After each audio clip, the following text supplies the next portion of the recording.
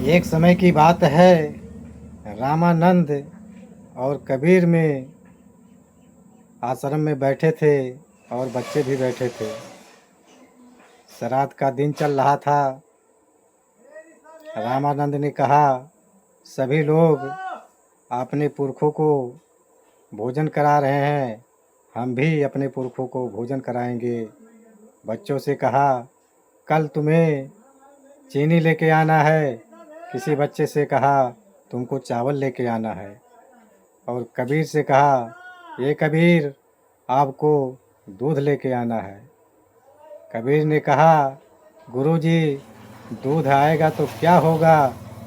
रामानंद ने कहा, कल हम अपने पुरखों का श्राद्ध करेंगे। कबीर ने कहा, ठीक है गुरुजी। शाम को सब अपने अपने घर गए। सुबह बच्चे लेके चावल, कोई बच्चा चीनी लेके रास्ते से आ रहे थे और उसी रास्ते में कबीर एक मरी हुई गाय के पीछे बैठे थे। कुछ घास इकट्ठा किए थे कि गाय खाएगी, हमें दूध देगी और दूध लेके मैं आश्रम में जाऊंगा। और गुरुजी दूध मांगे हैं खीर बनाने के लिए, तो भोजन भी होगा। कबीर कुछ घास लेके इकट्ठा करके गाय के आगे रख दिए मुँह के, हे गाय, तू उठ जा, घास खा ले, हमें दूध दे, फिर मर जा। अब ऐसे ऐसे में लेट होते गया, दिन निकलते गया, ज़्यादा समय होते गया और उसी रास्ते से बच्चे लोग, कोई चीनी लेके आ रहा है, कोई चावल लेके आ रहा है। आश्रम में भी जब पहुँचे तो लेट हो गया और गुरुजी ने कहा कि अभी तक कबीर दूध लेके नहीं आए हैं। बच्चों ने कहा, एक मरी हुई गाय के पास बैठे हैं बाल्टी वोटी लेके, पता नहीं उसके दिल में क्या चल रहा है, मन में कुछ बात तो है। कहीं कहाँ पे, कहीं जिस रास्ते से हम आ रहे थे उसी रास्ते में एक मरी हुई गाय के पास बैठे हैं। रामानंद को गुस्सा आया और उठ पड़े और चल पड़े जहाँ कबीर उस मरी हुई गाय के पीछे बैठे थे। रामानंद ने कहा, हे कबीर, तुम यहाँ क्यों बैठे हो? आपको मैंने कहा था दूध लाने के लिए। कबीर ने कहा, अरे गुरुजी, वही तो मैं कर रहा हूँ। मैं कब से इस गाय से कह रहा हूँ, हे गाय, तू उठ जा, हमें दूध दे दे, फिर मर जा।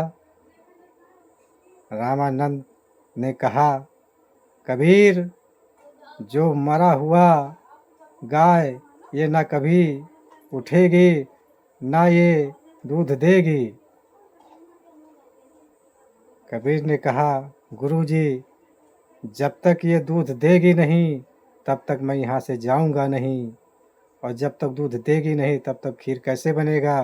रामानंद ने गुस्सा में कहा कि जो गाय मर चुकी है वो जिंदा नहीं हो सकती है, वो दूध नहीं दे सकती है, तो आप इसके पीछे समय क्यों बर्बाद कर रहे हो?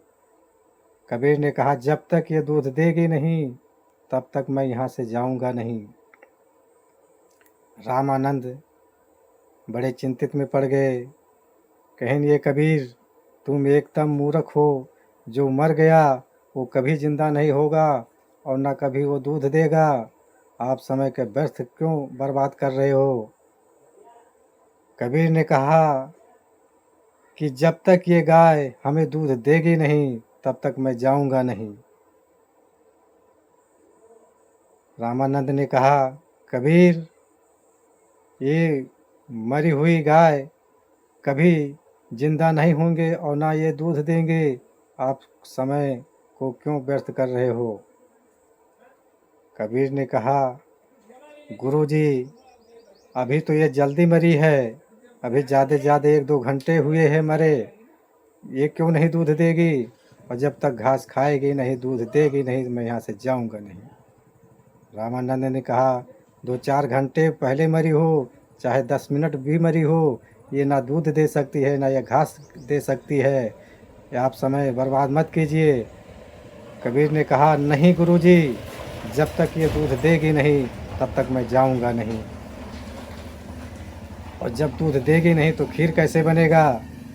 तो रामानंद ने कहा, तुम मूर्ख कबीर, तुम्हारे बात में दिमागों में समझ में नहीं आ रहा है। तुम क्या कर रहे हो? मरा हुआ इंसान, मरा हुआ जानवर कभी दूध देगा क्या? वो घास खाएगी क्या? आप मूर्ख।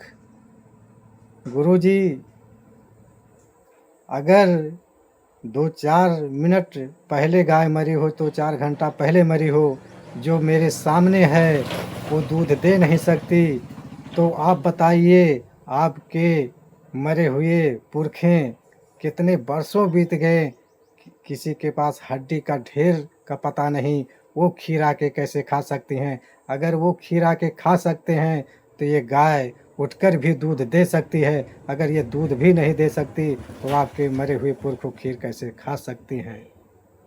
रामानंद ने सोचने लगे, बहुत अचंभे में पड़ गए। कहा, गुरुजी, या तो आप कहिए कि मरे हुए लोग कभी वापस नहीं आते। अगर वापस आते हैं तो ये गाय मरी हुई दूध हमें देगी, और जब दूध देगी तभी मैं लेके आऊँगा, तभी खीर बनेगा। रामानंद ने अचंभे में पड़ गए, सोच में पड़ गए। कबीर से कहा, कबीर, मैं आपकी बात को मैं सहमत हूँ, और आपसे बात सत्य है। जो मरा हुआ इंसान कभी वापस नहीं आता। अगर मरी हुई गाय ये दूध भी नहीं दे सकती है तो हमारे मरे हुए पुरखों आके खीर नहीं खा सकते हैं। ये तो आडंबर और अंधविश्वास है। मैं आपसे हार गया और आप जीत गए। कबीर ने वहाँ से आश्रम के लिए चल पड़े और रामानंद को अपनी हार मानकर स्वीकार कर लिए। साथियों, आप सोचिए, जो मरा हुआ हजारों वर्ष वो आके खीर खा सकता है, तो आप खुद तर्क लगाइए, सोचिए कि अभी 10 मिनट, आधा घंटा, 4 घंटा पहले गाय मरी, क्या वो दूध नहीं दे सकती? अगर वो दूध भी नहीं दे सकती तो मरे हुए पुरखे खीर कैसे आके खा सकते हैं? साथियों, हमें समझने की ज़रूरत है। अंधविश्वास को त्यागो, विज्ञान के अपनाओ। जय भीम, जय विज्ञान, जय संविधान, जय अर्जक।